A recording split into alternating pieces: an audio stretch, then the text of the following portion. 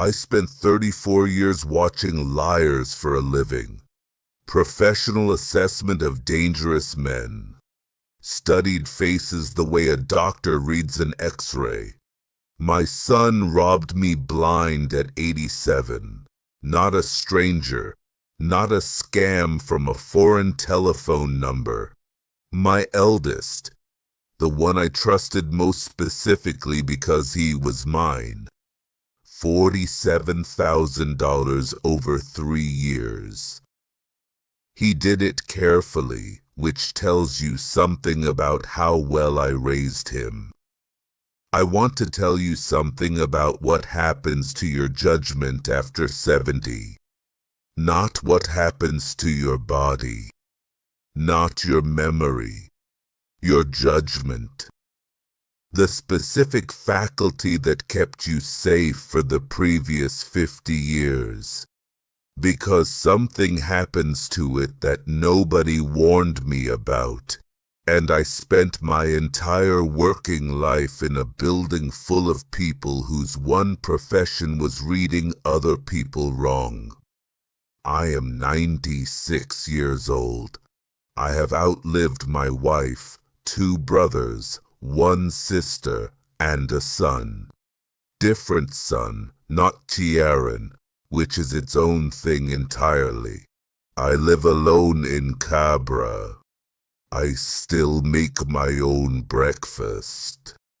This is not a warning from a frightened man. I am not frightened. I am reporting what I observed. The same way I reported things at Mountjoy for 34 years. Evidence first, conclusions after. The evidence is considerable. I want to go back to the beginning of the plan, because the plan was the problem. After Bridie died in 2006, I made a decision that seemed reasonable at the time. I was 81. The children were in their 50s. Ciarán was an accountant, or had been, before his consultancy started having difficulties I wasn't fully informed about. He offered to look after the finances, direct debit management, pension handling, bills. Nothing complicated. I had a small amount of savings, a state pension, and Bridie's life insurance settlement. I said yes. I said yes because I was 81 and had just buried my wife, and Ciarán was my son, and he had a good suit and spoke confidently about numbers. That is the whole of the plan. It was not complicated. It was trust, extended to a person, based on relationship rather than evidence. I had spent 34 years understanding exactly why that is dangerous. I did it anyway. Let me tell you about the 1970s first, because that is where this story actually starts. I was in my late 30s at Mountjoy. I had been a prison officer for about 9 years at that point. A young officer came to me, 23 years old, name of Fitz, which was what everyone called him. And he said something to me that I have thought about at least once a week for 50 years. He said, "I don't know how you tell." He meant how I could tell when a prisoner was being honest with me versus performing honesty. I had a reputation for it. I wasn't infallible. Nobody is infallible. But I was known for being harder to fool than most. I told him, the ones that are lying to you most smoothly are the ones who love you most, because they know your face. They know what you need to hear. A stranger has to guess. Someone who loves you already knows. Fitz looked at me like I'd said something bleak. I thought I was just describing mechanics. The mechanics of deception. Nothing personal. I didn't understand until 2019 that I had spent 40 years knowing this and had applied it to every relationship in my life except the ones that mattered. In my 40s and 50s, I was precise. That is the word. Not suspicious, precise. Bridie would tell you. I verified things. I checked. Not because I was paranoid, but because I had seen what happened when men stopped checking. At Mountjoy, you learned quickly that the prisoner who had been calm and cooperative for 6 months was exactly the prisoner who needed watching. Not the difficult ones. The difficult ones announced themselves. It was the settled ones who surprised you. I applied this everywhere except home. Home was different. Home was where I stopped checking. That was the trade I made without ever saying so out loud. I'll be precise everywhere else, but here I'll just trust. Because if I can't trust here, I can't trust anywhere, and I can't live like that. That is not a thought I ever said to myself explicitly. But looking back at 40 years of behavior, that was the operating principle. My left eye has a film on it. That cataract they never quite sorted. When I look directly at something bright, the whole left side of my vision goes slightly wrong. I learned to compensate. Look slightly to the right of what you're trying to see clearly. You get the detail without the blur. I never applied that to Ciarán. In my 60s, I retired. 1997. I was 71 years old. Here is what nobody tells you about retirement when you have spent your career reading people. The skill atrophies. Not immediately, gradually. The way a muscle does when you stop using it. You don't notice it going because it goes slowly, and because the situations that test it become less frequent. I wasn't in a room full of men with reasons to deceive me anymore.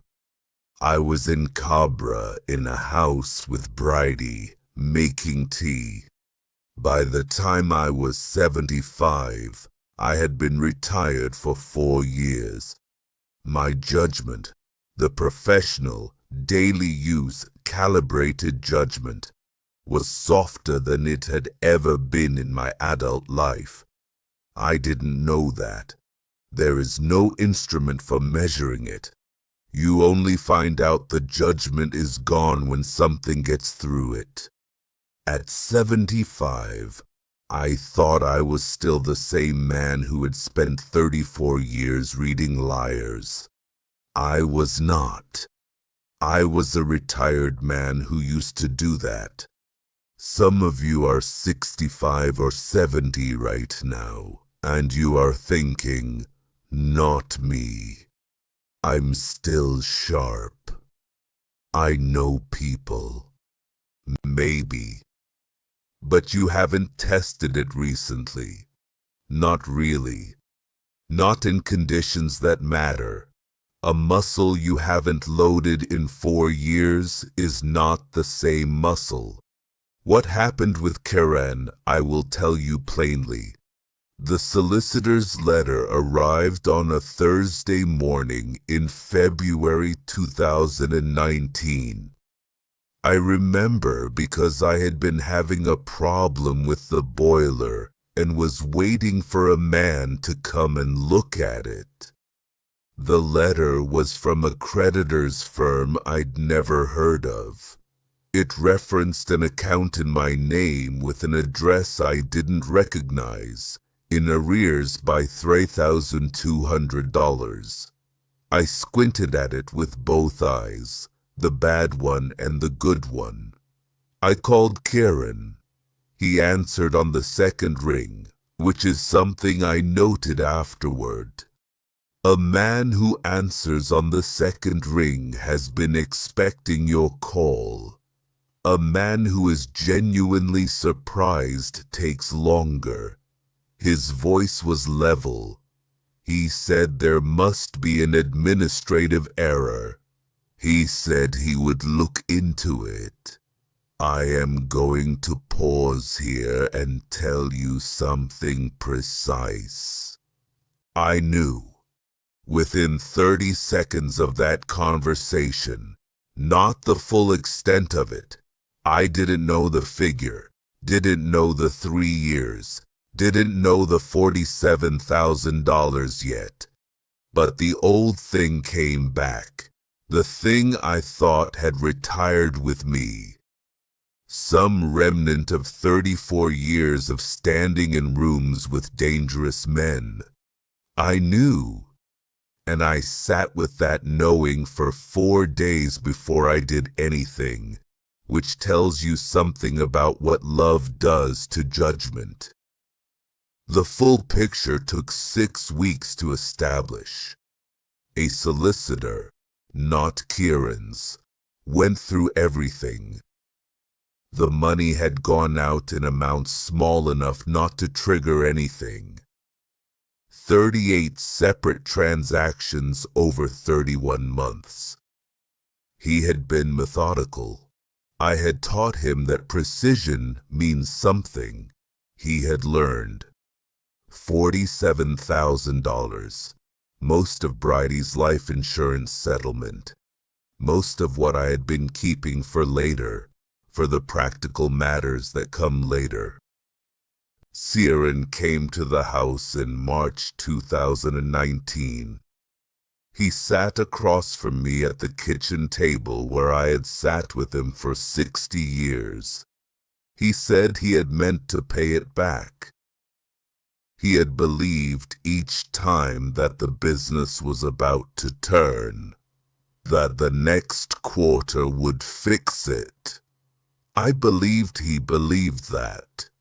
That's the thing about the people who love you. They are not always lying on purpose. Sometimes they are lying to themselves first, and then it just flows naturally in your direction. That is the hardest kind to see coming, even if you once knew how to look. He stops talking at that point, looks at something to the left of the camera, the bad eye doing its squinting work. He picks up his mug and puts it down without drinking from it. I am 96. I have had 7 years to think about this. Here is what I concluded, for whatever it is worth. After 70, the relationships you have longest are also the relationships you have audited least. The ones you stopped checking 30 years ago. The ones where the trust was established early and never re-examined because re-examining it would have cost too much. That is precisely where you are exposed. Not to strangers. You are still alert to strangers at 80. Some atavistic thing keeps that working. It is the people you already decided about decades ago that you are no longer seeing clearly. You decided about them when you had full capacity, when you were 45 and precise. Now you are 80, and the decision you made at 45 is still running, but you are not the same instrument that made it. The decision has not been updated. The person may have changed entirely. You are trusting a 2024 person based on a 1985 assessment. That is the thing I wish I had understood at 71 when I retired. Not to distrust my children, not to install cameras or interrogate every phone call, just to understand that the judgment I had at 55 required maintenance to remain accurate. It required use. It required conditions that tested it. I let it go to seed. You are allowed to re-examine people you love. That is not a betrayal. It is not a failure of loyalty. It is just keeping your instruments calibrated. Even a clock that has run correctly for 40 years needs checking. I was a clock that stopped checking myself. I have 2 children I speak to regularly. I have 2 I don't. The 2 I don't are not Ciarán. That is a separate arrangement, handled through a solicitor, which is where it will stay. The other 2 simply went in directions I don't have the years left to follow. This is the thing that surprised me most, looking back at 96. If Ciarán hadn't taken the money, if the plan had continued, the plan of trusting him completely with everything financial, I would never have looked, not at him, not at the others, not at myself. I would have gone on running a 1985 assessment on 2019 people until the end. The letter from the creditor's firm forced me to look, and when I looked, I found things I needed to know, not just about Ciarán, about all of it, about what had changed and what I had missed, and who was actually there, and who had been a version of themselves I had constructed in the 1980s and maintained ever since through willful inattention. That knowledge cost $47,000. I have thought about whether it was worth it. My left eye clouds over when I look at something bright directly. Always did these last 20 years. The right one compensates. At 96, I am looking at everything with both eyes now. That is the only answer I have to that question. Don't audit people to punish them. Don't do it out of fear. Do it the way I should have done it from the age of 71 onward. The way you service a boiler, the way you check a lock. Not because you expect disaster, because the maintenance is what prevents it. The people closest to you are not immune to becoming strangers to themselves. When that happens, you need to be able to see it. At 70, you have roughly the same years of relationship with the people nearest you as I had at 70, 30, 40 years of history. That history is not a guarantee. It is a record, and a record can include things that happened last year that you haven't read yet. Check the record, not once, regularly. The ones who deserve your trust will still deserve it after you look.